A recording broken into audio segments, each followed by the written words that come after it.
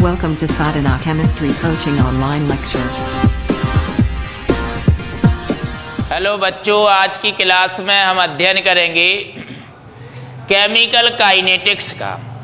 Chemical kinetics यानी कि रासायनिक बलगतिकी क्या होती है।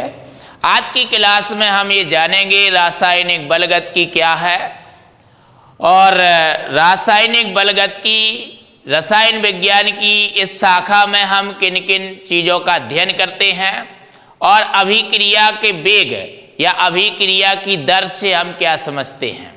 अभिक्रिया का वेग या अभिक्रिया की दर, उसका सूत्र बहुत ही शानदार इसका जो है क्वेश्चन आ जाता है और आप आज एक बहुत ही अच्छी टेक्निक से, बहुत ही अच्छे तरीके से आप वेलोसिटी या रेट ऑफ रिएक्शन निकाल सकते हैं। तो इसके लिए बने रहिए अंत तक और क्लास को देखते रहिए। और अगर हमारी क्लास आपको पसंद आती है तो इसे लाइक करना ना भूलें, वीडियो को शेयर करें। अगर हमारे चैनल पर नए हो तो उसे सब्सक्राइब करें।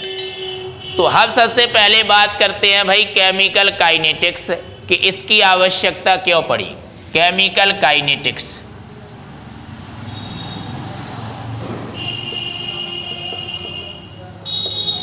केमिकल काइनेटिक्स की आवश्यकता क्यों पड़ी। देखिए, कोई भी अभिक्रिया होती है, अभिक्रिया में जो पदार्थ भाग लेते हैं उनको आप अभिकारक कहते हैं। अभिकारक यानी कि रिएक्टेंट, उन्हें आप रिएक्टेंट कहते हैं। और अभिक्रिया के फलस्वरूप जो पदार्थ बनते हैं उनको आप उत्पाद यानी कि प्रोडक्ट कहते हैं। उत्पाद यानी कि प्रोडक्ट कहते हैं। जो अभिक्रिया के फलस्वरूप बनते हैं उनको आप प्रोडक्ट या उत्पाद कहते हैं। अब अभिक्रिया होगी कि नहीं होगी, अभिक्रिया संभव होगी कि नहीं होगी, ये जानकारी मिलती है हमें रसायन विज्ञान की थर्मोडायनामिक्स के अंतर्गत। थर्मोडायनामिक्स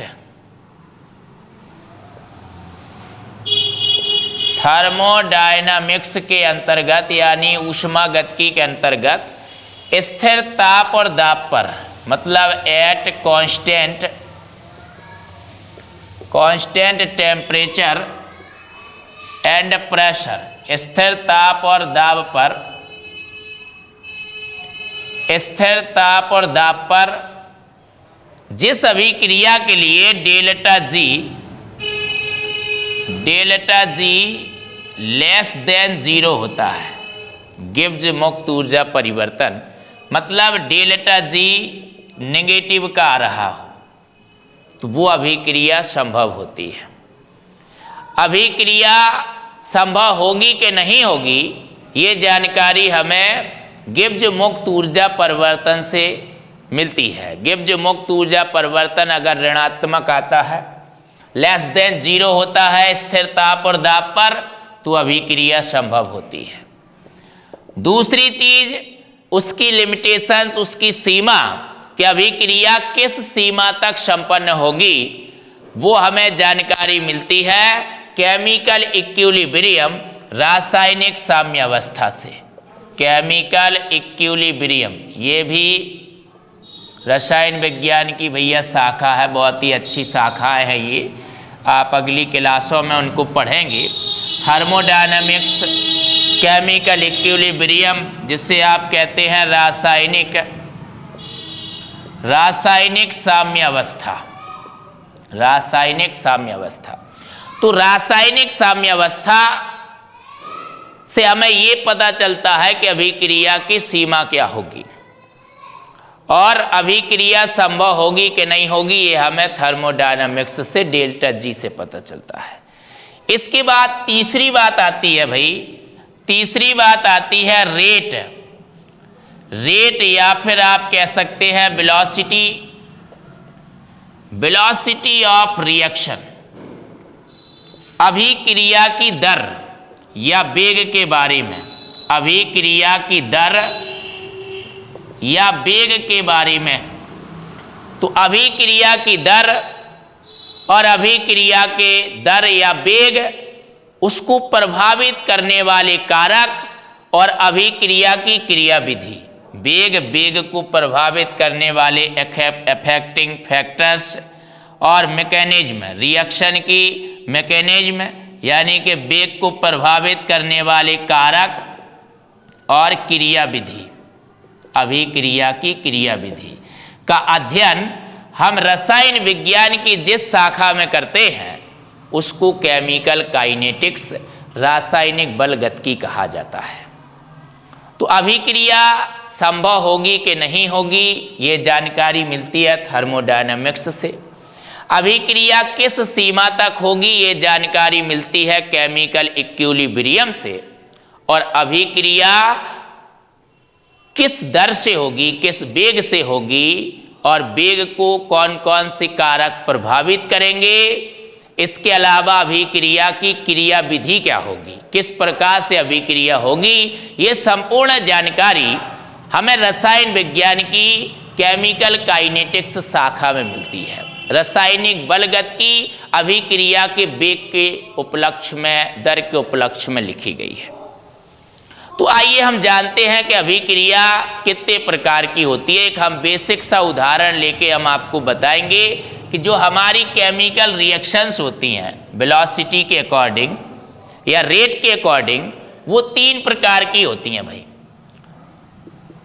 3 प्रकार की अभिक्रियाएं होती हैं। पहली, अति तीव्र अभिक्रियाएं। अति तीव्र अभिक्रियाएं मतलब very fast reactions. Very fast reactions. दूसरी है आपकी मध्यम वेग अभिक्रियाएं, यानी कि मॉडरेट रिएक्शन। इसके बाद तीसरी है आपकी अति मंद अभिक्रियाएं। अति मंद अभिक्रियाएं या अति मंद वेग अभिक्रियाएं। अति मंद अभिक्रियाएं जिन्हें आप कहते हैं वेरी स्लो रिएक्शंस। इसको हम एक व्यवहारिक उदाहरण से समझते हैं कि जैसे मान लीजिए आपको भारत से यूएसए जाना है, इंडिया से यूएसए।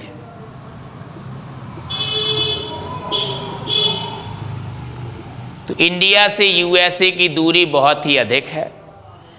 अब आप अगर इंडिया से यूएसए की दूरी बाई प्लेन तय करोगे, अगर आप प्लेन से जाते हो तो भाई आप शीघ्र पहुंच जाओगे और आप दूरी में समय का भाग देकर वेग निकाल पाएंगे। तो देखिए, आप दूरी में समय का भाग दे के वेग निकाल पाएंगे, लेकिन हो सकता है कि जो समय लगा वो कम लगा है और दूरी बहुत अधिक है। तो उससे क्या है कि सही वेग निर्धारित नहीं होगा। दूसरी चीज, अगर आप किसी 4 व्हीलर से यूएसए तक जाते हो तो आप बीच में कई जगह रुक रुक कर जाएंगे तो भी आप वेग निकाल सकते हैं। इसके बाद अगर आप इंडिया से यूएसए की दूरी बैलगाड़ी से तय करोगे तो भाई बहुत अधिक समय लगेगा, फिर आप वेग निकालने में मतलब बहुत अधिक कैलकुलेशंस आएंगी। इसी तरह हमारी 3 तरह की क्रियाएं हैं। जो अति तीव्र अभिक्रियाएं हैं वो है एरोप्लेन रिएक्शंस। जो मध्यम वेग की अभिक्रियाएं हैं वो है आपकी फरारी या ऑडी रिएक्शन, जैसे आपकी कोई भी 4 व्हीलर है, फरारी वगैरह। और अति मंद जो अभिक्रियाएं हैं वो है आपकी बैलगाड़ी रिएक्शंस। तो थर्मोडायनामिक्स के अंतर्गत जो वेरी फास्ट रिएक्शन होती है उनके वेग का हम अध्ययन नहीं करते हैं। और जो अति मंद अभिक्रियाएं होती हैं, बैलगाड़ी अभिक्रियाएं होती है, उनके वेग का हम अध्ययन नहीं करते हैं, उनका वेग नहीं निकालते हैं। ठीक है, तो जो अति तीव्र अभिक्रियाएं हैं वो कौन कौन सी है? जैसे अम्ल और क्षार की अभिक्रियाएं। अम्ल मान लीजिए जैसे HCl और क्षार मान लीजिए NaOH। जब हम इसकी क्रिया कराते हैं भाई तो NaCl बन जाता है, H2O बन जाता है। अम्ल क्षार की आयनिक अभिक्रियाएं, तो आयन एक्सचेंज हुआ है यहाँ पर, ये धनायन ऋणायन एक्सचेंज हुआ है, आयन एक्सचेंज अभिक्रिया है, आयनिक अभिक्रिया है। या फिर मान लीजिए आपने अभिक्रिया कराई AgNO3 की, रिएक्शन करा दी आपने NaCl से, तो ये अवक्षेपण क्रिया है, यहाँ पर AgCl का अवक्षेप बन जाएगा। ये भी आयनिक क्रिया के अंतर्गत आती है, अवक्षेपण अभिक्रिया। अब प्लस ये आपका NaNO3 ये आपका बन जाएगा, NaNO3 बन जाएगा, और AgCl अवक्षेप बन जाएगा, अवक्षेपण क्रिया होगी। तो ये भैया वेरी फास्ट रिएक्शंस है, बिल्कुल एरोप्लेन अभिक्रियाएं हैं। इनके होने में 10⁻⁻16 सेकंड से भी कम समय लगता है, बहुत ही फास्ट हो जाती हैं ये क्रियाएं। इसलिए इन अभिक्रियाओं के वेग का, इनकी बलगतिकी का अध्ययन करना संभव नहीं है। इनका अध्ययन हम रासायनिक बलगतिकी के अंतर्गत इनके वेगों का अध्ययन नहीं करते हैं। दूसरी आती हैं आपकी मध्यम वेग की अभिक्रियाएं, मॉडरेट वेलोसिटी रिएक्शंस। तो मॉडरेट वेलोसिटी रिएक्शन जो होती हैं आपकी, मध्यम वेग की क्रियाएं जो होती हैं, जैसे मान लीजिए हाइड्रोजन पेरोक्साइड H2O2 का अपघटन हुआ तो H2O प्लस O2 में ये टूट जाती है। हाइड्रोजन पेरोक्साइड का अपघटन तो H2O और O2 में। इसके अलावा हाइड्रोजन पेरोक्साइड का अपघटन हो गया आपका, एस्टर का जल अपघटन हुआ, एस्टर COOR, इसका आप अम्लीय जल अपघटन कराते हैं तो ये भी मध्यम वेग की क्रिया है, आपके कार्बोक्सिलिक अम्ल बन जाएगा, प्लस ये आपका एल्कोहल C2H5OH अलग हो जाएगा। इसी तरह सुक्रोज का जल अपघटन है, नाइट्रोजन पेंटाऑक्साइड का विघटन है। ये सब मॉडरेट वेलोसिटी रिएक्शंस है, मध्यम वेग की अभिक्रियाएं हैं। ये आपकी 4 व्हीलर वाली क्रियाएं हैं, इनके वेग का आप अध्ययन करते हैं रासायनिक बलगतिकी के अंतर्गत।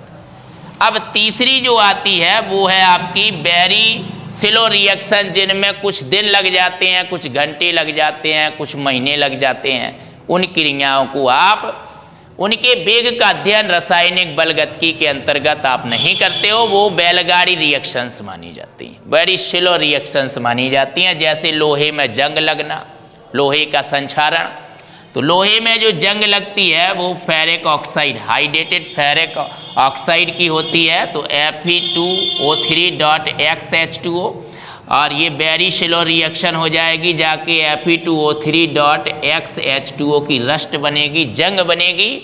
ये इस तरह की लाल भूरे रंग की रस्ट लोहे पर जमा होती रहती है। इस क्रिया को होने में महीनों लगते हैं, धीरे धीरे चलती रहती है। लोहे की छड़ें आपने देखी होंगी, नमी की उपस्थिति में रखी रहती हैं, तो धीरे धीरे उन पर जंग लगती रहती है।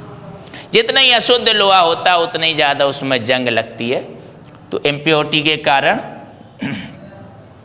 अब इसके बाद जैसे हाइड्रोजन है, हाइड्रोजन और ऑक्सीजन का रिएक्शन है, बनता है भैया H2O।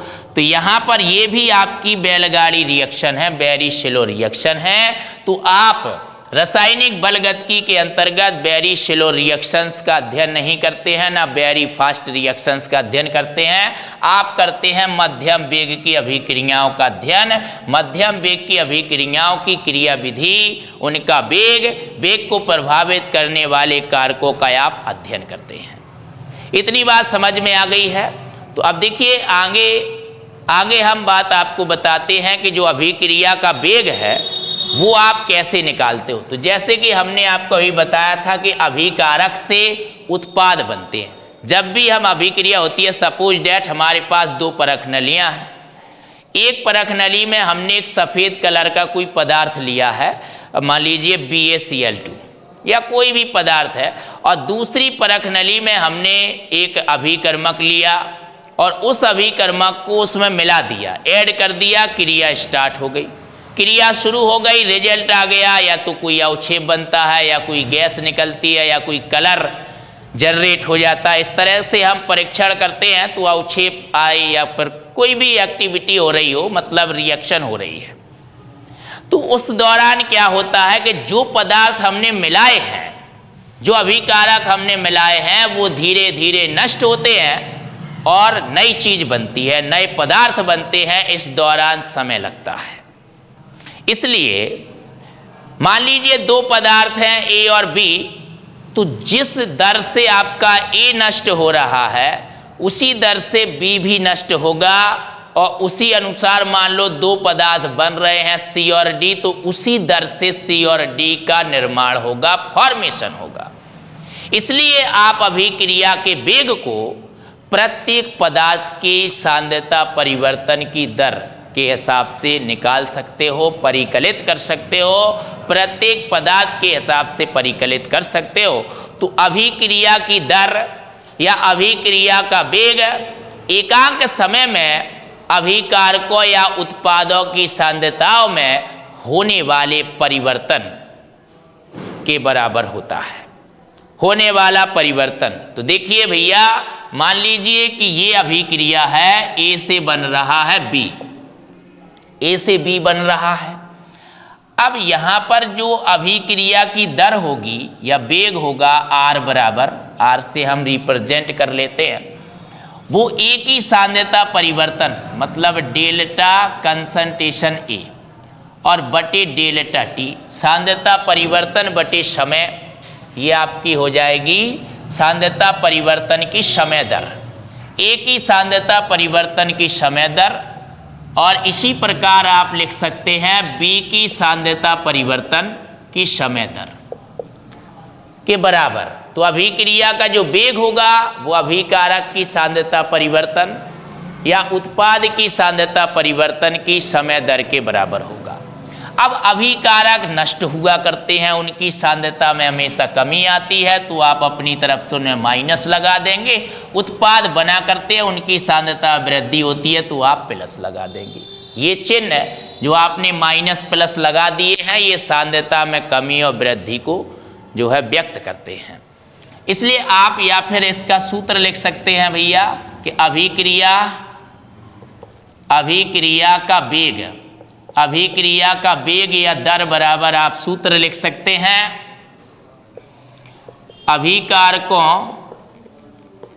अभिकारकों की सांद्रता में कमी, ठीक है, बटे समय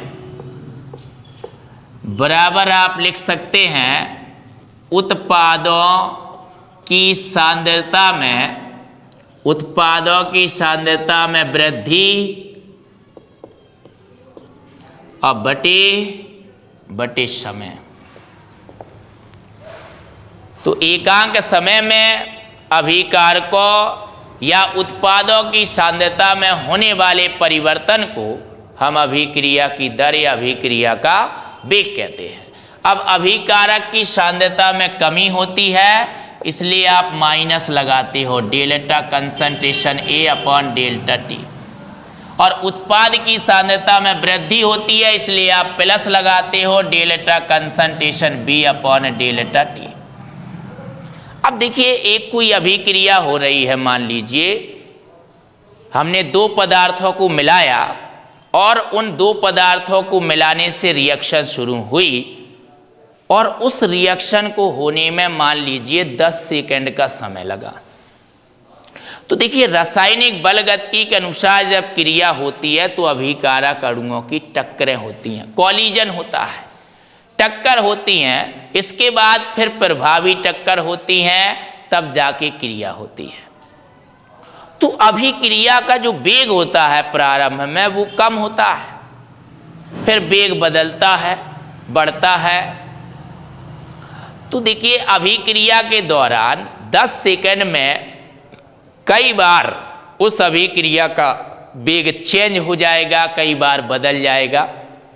इसलिए उसका औसत निकालना कठिन होगा। औसत नहीं निकाल सकते आप, इसलिए अभिक्रिया के वेग को ही अभिक्रिया का औसत वेग माना जाता है।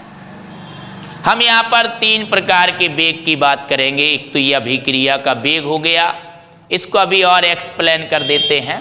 A प्लस बी के रूप में कोई रिएक्शन दी हो तो भी आप लिख सकते हो। 2 अभिकारक हों आपके A और B, A प्लस बी के रूप में भी कोई रिएक्शन दी हो तो भी आप लिख सकते हो। सपोज डेट रिएक्शन दी है A प्लस बी से बन रहा है भाई C प्लस डी, तो प्रत्येक पदार्थ के हिसाब से आप अभिक्रिया का वेग लिख सकते हो। तो भैया R बराबर लिख सकते हो delta concentration A upon delta T, इसकी सांद्रता में कमी होगी, माइनस लगा दीजिए, फिर बराबर लगाइए।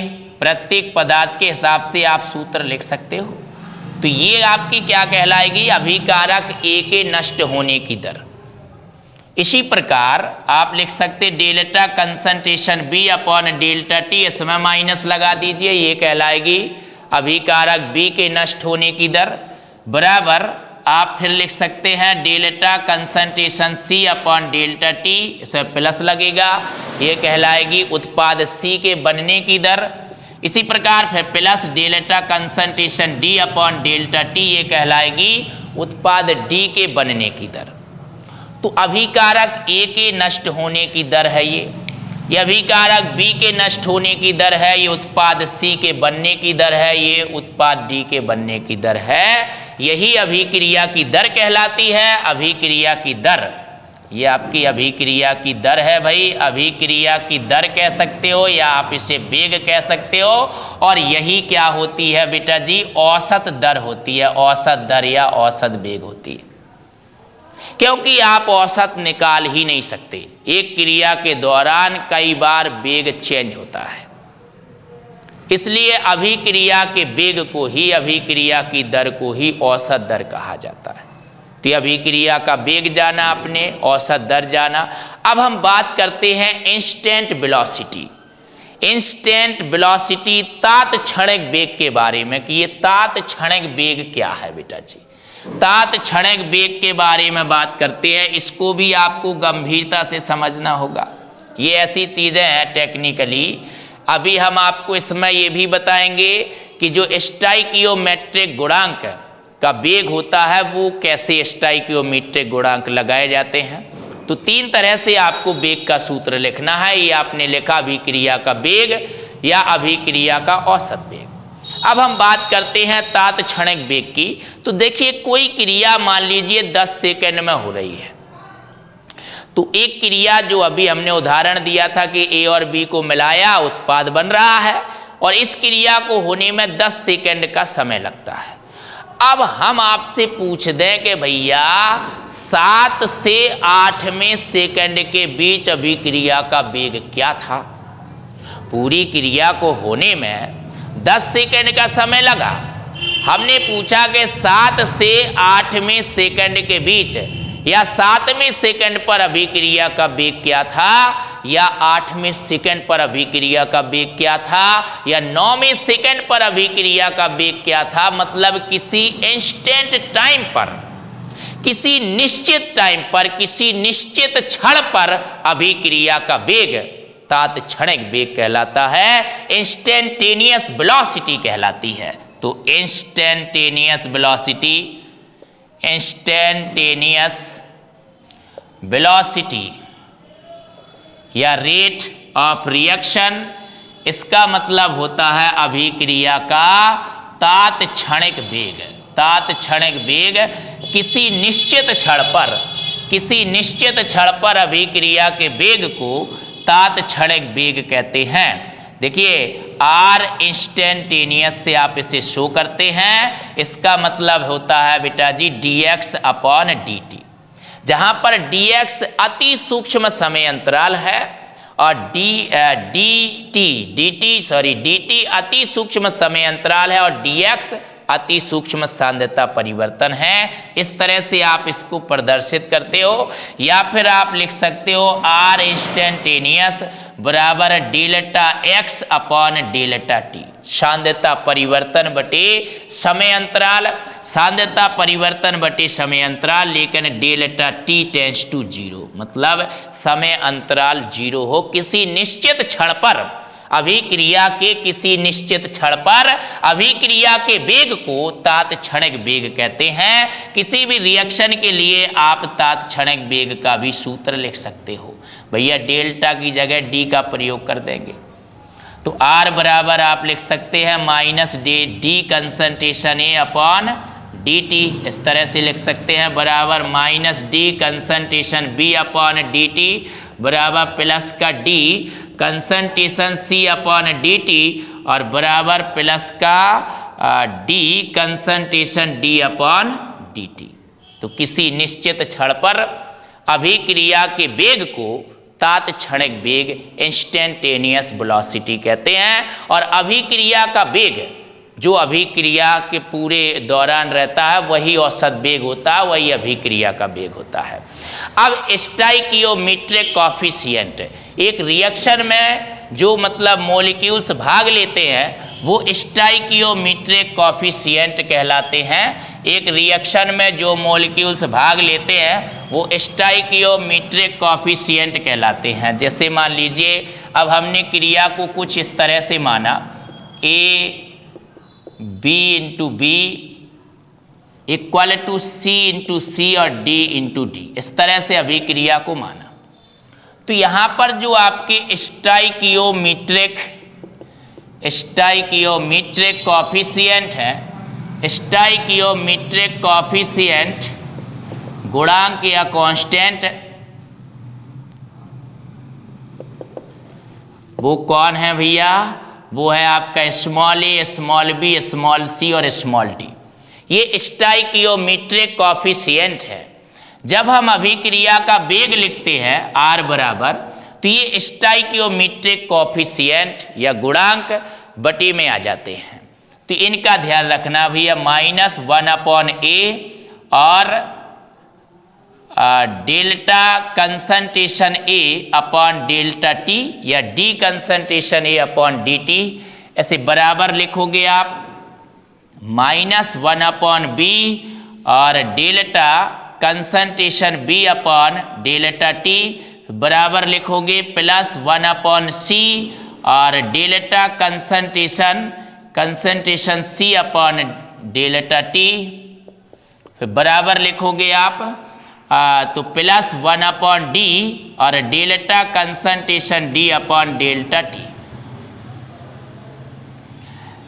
या आर बराबर आप लिख सकते माइनस 1 अपॉन ए और डी कंसंट्रेशन ए अपॉन डी टी, डी के रूप में लिख सकते हो minus 1 upon b d concentration B upon D T बराबर plus 1 upon c d concentration सी अपॉन डी टी और बराबर प्लस 1 अपॉन डी और delta d concentration D upon D T, इस तरह से लिख सकते हो।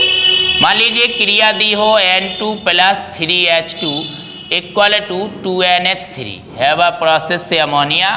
तो इसके लिए आप अभिक्रिया वेग का सूत्र लिख सकते हैं R बराबर minus delta concentration N2 upon delta T बराबर ये 3 लगा है तो माइनस 1 अपॉन 3 हो जाएगा और delta concentration H2 upon delta T हो जाएगा बराबर यहाँ 2 लगा है तो ये 1 प्लस का 1 अपॉन 2 हो जाएगा, delta concentration NH3 upon delta T हो जाएगा, इतना हो जाएगा भाई।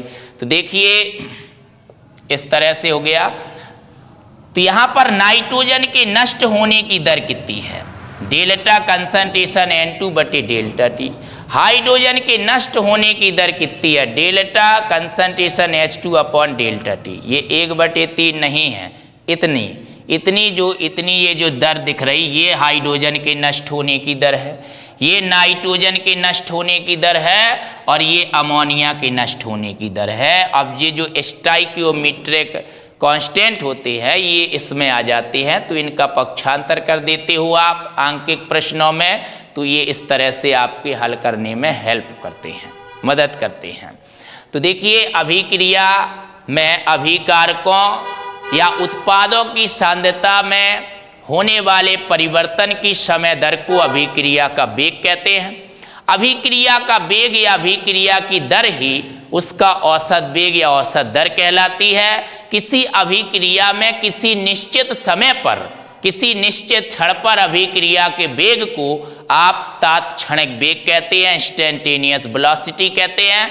इसके बाद जो रिएक्शन होती है, रिएक्शन में प्रत्येक पदार्थ के हिसाब से आप अभिक्रिया वेग का सूत्र लिख सकते हैं, औसत वेग का सूत्र लिख सकते हैं, तात्क्षणिक वेग का सूत्र लिख सकते हैं और अभिकारकों के नष्ट होने की दर निकाल सकते हैं, उत्पादों के बनने की दर निकाल सकते हैं। इसके अलावा जो रिएक्शन में स्टाइकियोमेट्रिक कांस्टेंट या कोफिशिएंट होते हैं उनका भी आप प्रयोग इस प्रकार से करते हो, वो आपके बटे में आ जाते हैं। उनकी हेल्प से आप पूरी रिएक्शन के लिए अभिक्रिया वेग का सूत्र लिख सकते हैं। तो ये बहुत ही शानदार टेक्निक थी, तरीका था। आपको कोई भी रिएक्शन दी हो, किसी भी तरह का सवाल हो, आप बड़े ही आसानी से इनको हल कर सकते हैं और अभिक्रिया वेग का आप सूत्र लिख सकते हैं। अगर आपको ये क्लास अच्छी लगी है तो इसको लाइक करें और शेयर करें। हमारे चैनल पर नए हो तो इसे सब्सक्राइब करें। इसी तरह के हमारे संचालित कोर्सेस का आनंद लेने के लिए आप देखिए, आप जितना ही अध्ययन करेंगे, जितना पढ़ेंगे, देखिए एक तरह से होता है कि बहुत से लोगों में ये विचार आता है कि भाई हम तो पढ़ते हैं, सुबह पढ़ते हैं, शाम पढ़ते हैं, केमिस्ट्री है, केमिस्ट्री तो याद ही नहीं होती है, केमिस्ट्री बेवफा है, सुबह पढ़ते शाम को भूल जाती है, शाम को पढ़ते सुबह भूल जाती है, रात को पढ़ते हैं सुबह सफ़ा हो जाती है, दिन को पढ़ते रात को सफ़ा हो जाती है। ऐसा नहीं है, ये एक मानसिकता है, ये आपके अंदर एक दृष्टिकोण बना हुआ है। आपको पढ़ने का सही तरीका अपनाना है, आप उसका अनुसरण करेंगे, आपको निश्चित ही सफलता मिलेगी। आपको केमिस्ट्री से इंटरेस्ट हो जाएगा, लगाव हो जाएगा। केमिस्ट्री नहीं, कोई भी विषय हो, पढ़ने का एक तरीका होता है। आप सबसे पहले चैप्टर्स को पढ़ें, 2-3 बार पढ़ें। आपका मन कहेगा कि अभी नहीं पढ़ना है, शाम को पढ़ेंगे, शाम को नहीं पढ़ना है, सुबह पढ़ेंगे, लेकिन किसी भी प्रकार से आप कोशिश करें, पढ़ें। जब आप 2-4 बार पढ़ेंगे, उसको एक बार में याद करने की, लर्न करने की कोशिश ना करें, नहीं तो आप विचलित होंगे, आपका मन पढ़ाई से दूर भागेगा। आप चैप्टर्स को पढ़ें। जब 2-3 बार आपका चैप्टर्स पढ़ जाए और समझते हुए उसको पढ़ें, उसके बाद में एनालिसिस करें। अब कैसे एनालिसिस किया जाता है, कैसे पढ़ा जाता है, अगली क्लास में हम आपको मोटिवेशन देंगे, मोटिव करेंगे। आप उस तरीके को अगर अपनाते हैं तो आप वाकई में बहुत ही अच्छे से अपनी परसेंटेज ला सकते हो, जीवन में हमेशा तरक्की करोगे, आगे बढ़ोगे और अच्छे से आप पढ़ सकते हैं। हमेशा हमेशा के लिए किसी भी कंटेंट को आप मजबूती से सीख सकते हैं। तो अगर आपको ये हमारा वीडियो पसंद आया है तो भाई इसे लाइक करें, चैनल को हमारे सब्सक्राइब करें अगर आप नए हैं, और हमारे ऑफिशियल ऐप को इंस्टॉल करके उसमें क्रमबद्ध कोर्सेस मिलेंगे, आपको वीडियो कंटेंट मिलेंगे, पीडीएफ्स मिलेंगी।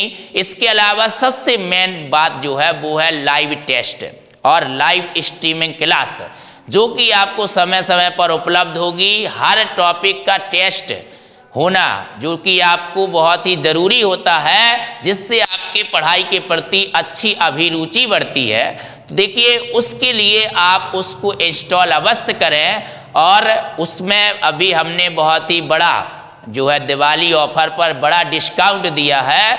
आप हमारा कूपन कोड अप्लाई करके उस डिस्काउंट का जो है लाभ उठा सकते हैं, और सबसे सस्ते में, दुनिया में इतना सस्ता कोर्स आपको कहीं किसी भी प्लेटफॉर्म पर नहीं मिलेगा जो लेकर आया है साधना केमिस्ट्री क्लासेस। तो एक बार इंटरेस्ट जरूर दिखाएं, एक बार ट्राई अवश्य करें। धन्यवाद।